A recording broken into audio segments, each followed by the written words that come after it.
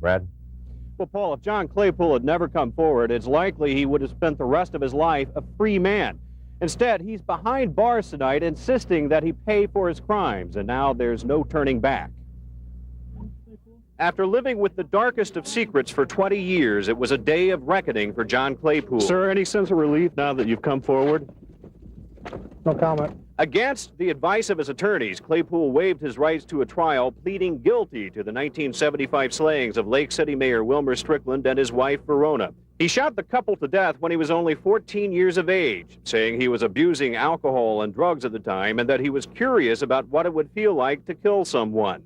Because of his age at the time of the murders, Claypool had the option of having the matter handled through the juvenile court system, which could have resulted in no jail time at all. Instead, he insisted on facing the crimes of his childhood as a man. Well, it's unprecedented in my career that this has happened, but I guess I understand and believe that what he's saying, that this has been a very difficult thing for him to carry through his life.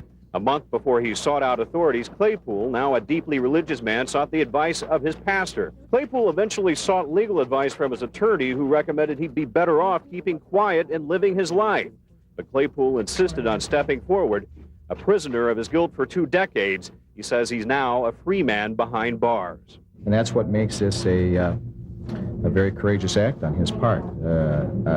I don't think I could count on one finger how many people would do this. Now, Claypool entered guilty pleas to 2 counts of second-degree intentional homicide. He could be released from prison as soon as 6.5 years after he starts serving his sentence.